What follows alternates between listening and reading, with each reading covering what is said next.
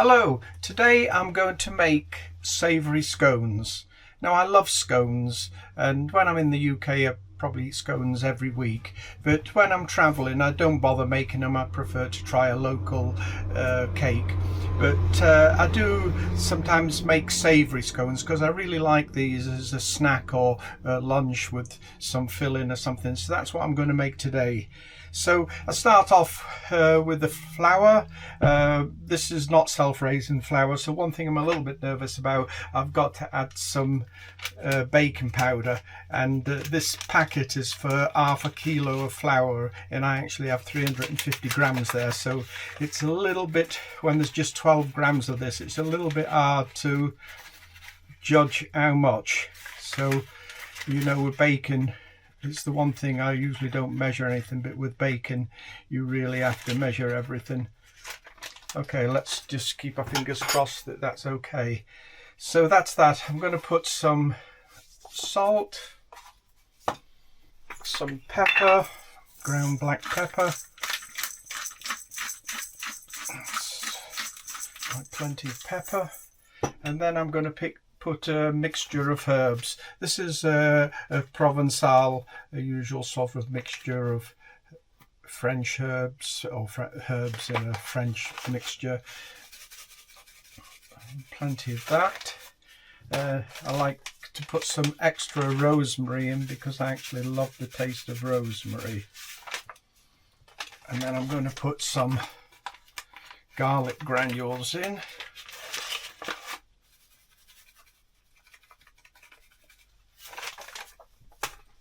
And next I'm going to put in some mixed nuts. These are really nice, and they're mixed nuts and seeds that you buy from the supermarket. So I'm going to put some of those in just to give it some texture in a different dimension.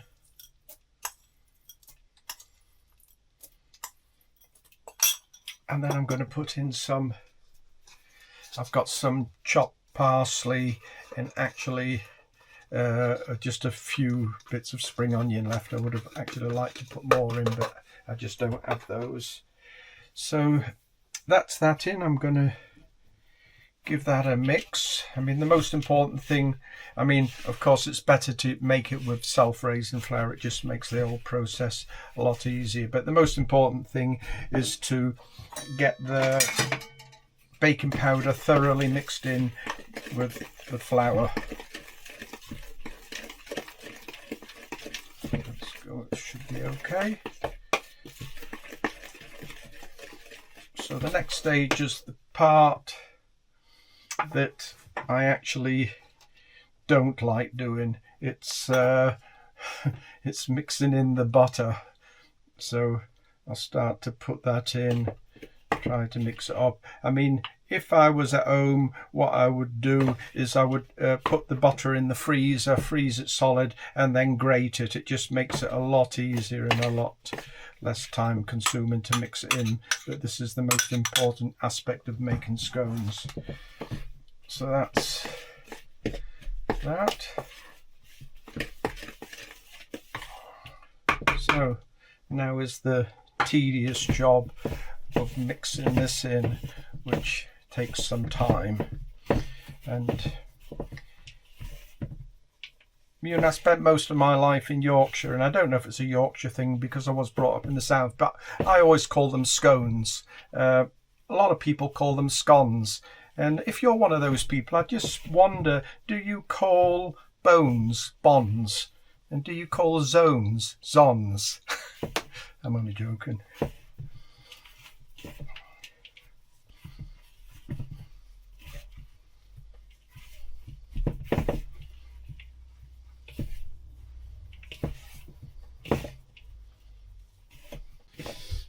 I can't feel any lumps of butter, so hopefully it's all mixed in.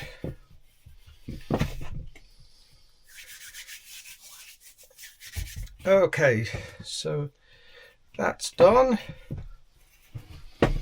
That seems to be nice and crumbly now. I think that's okay. So the next stage is to add the cheese. I've got actually some Gouda here and some Parmigiano, but you can use any type of cheese that you have available, hard cheese. And it's actually, I have made it, sometimes I've made it with a blue cheese, and that's really tasty. And somehow, if I have them, I put in some walnuts, and blue cheese and walnuts somehow really go nicely together. So mix in cheese. That's a lot easier than mixing in the butter. The next thing is to add the milk. I'm going to put into this 1 egg yolk just to add a little bit of richness to it.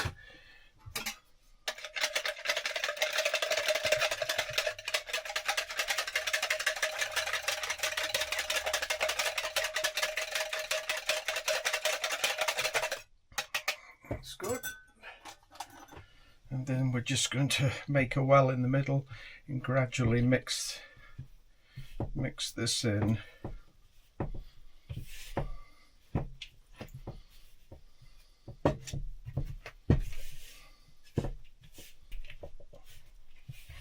The recipe's in the description below with quantities, and you can sort of adjust these according to how many scones you want to make. I think it's come to the time to get my hands in this. Like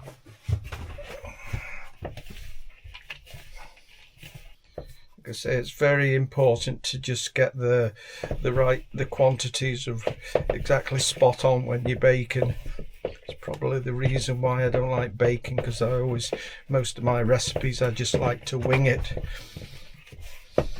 I mean, it's not like bread that you need to knead it a lot. It's just to get it together so as you can roll it out.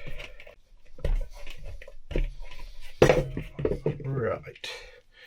What I'm going to do now is something that I've never tried before, so it might not work.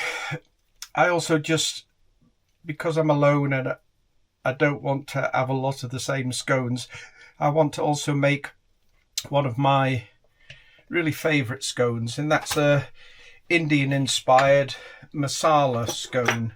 And it's pretty easy. You just mix in some, garam masala or some other curry type mixture you like. But the thing is, I don't know if it's going to work trying to mix it into the dough, because normally you would put it in with the flour before you add the milk. But I'll just give it a try, because I actually really love these.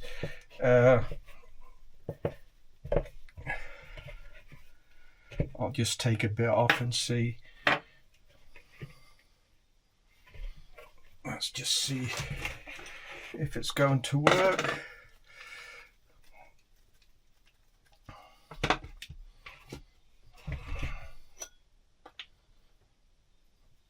Actually, I forgot to add the mustard. I do need that mustard in. I'll try to fold that in a moment. But I definitely need the mustard. And my garam masala.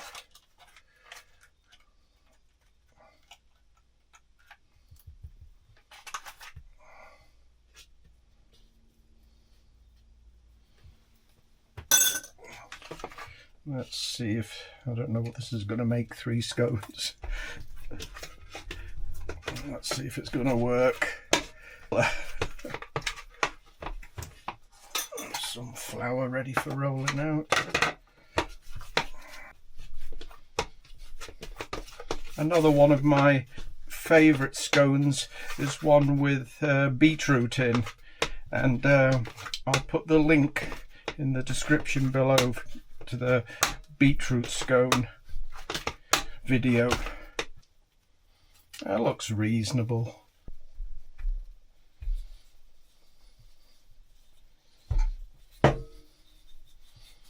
Okay, I haven't got a cutter, I've just got a container. So we'll Just have to try to use this. 1, 2, 3, and 1 handmade one.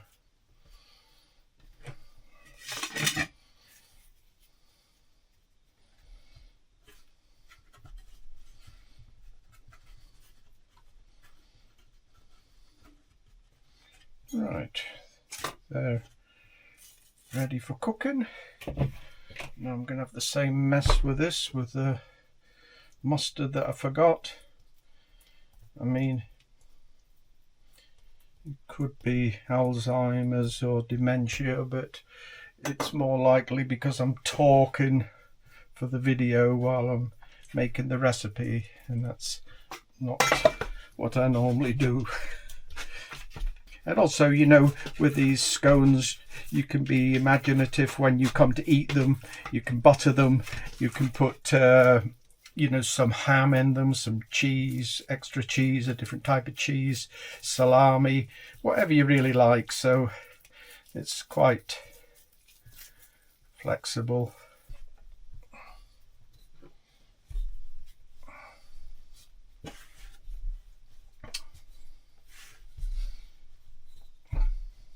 Yeah, it wants to be about 2.5 centimeters thick.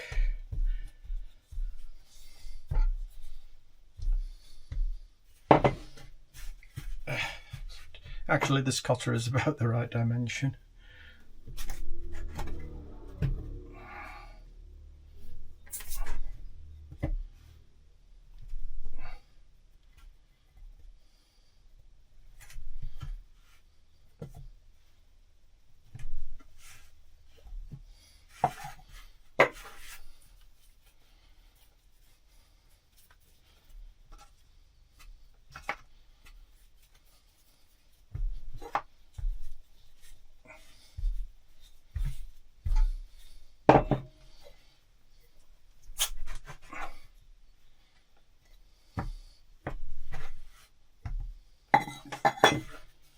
Right, and one handmade one. Let's try to squeeze this one in the middle. And to try to remember that these two are the savoury ones and these 4 are the masala ones. Right, done. Time for bacon. Well, you just put those in your oven or air fryer and they cook in, you know, 10-12 minutes. I don't have a oven or air fryer, so I'm going to put them in my mango stovetop oven, which actually I think is one of the best stovetop ovens in the world. I made it myself. It just took me 20 minutes and it cost less than £10 to make. There is a video about that, how to make it yourself, and I'll put that in the description below. So let's get bacon. The only thing I've nearly forgot, again, we're talking so much, just brush the tops with some milk so as the brown.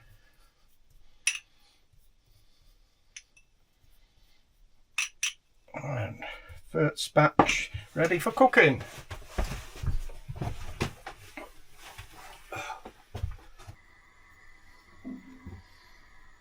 Temperature is just right. Let's get the scones in. Make sure the tray is in the centre. What we can actually do is we can put the probe actually into one of the scones so as we can check on the temperature, and we'll be absolutely sure that it's cooked perfectly. Looks like they're done. Take the probe out.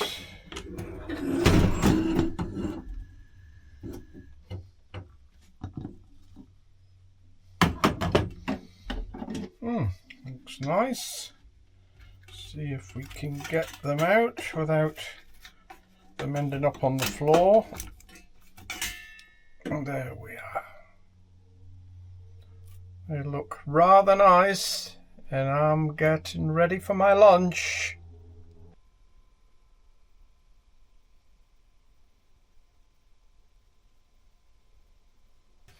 Time for a savoury scone lunch. I've prepared 3 of these. In one of them I've just put cheese.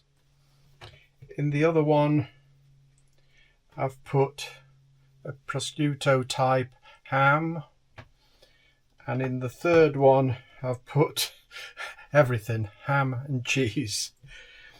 And I've got my masala scone that I'm going to put the mango chutney.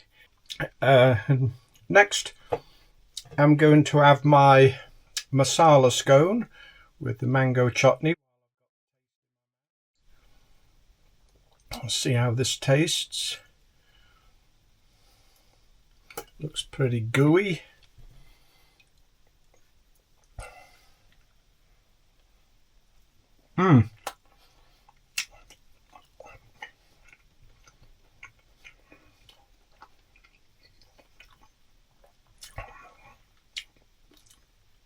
That is delicious. Just this lovely combination of the masala flavoured scone with, it's also got the cheese in, of course, and some herbs, and the mango chutney. Okay, I'm going to get stuck into the ham cheese version.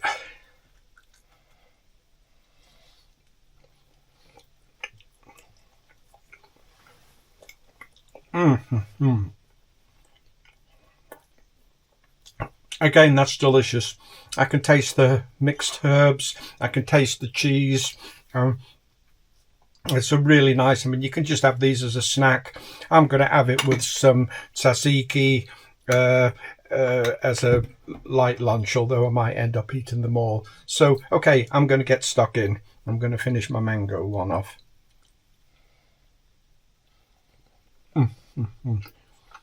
Maybe I'll put the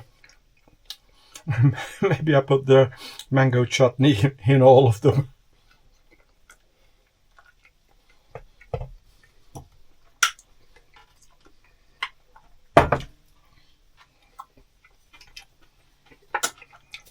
Delicious.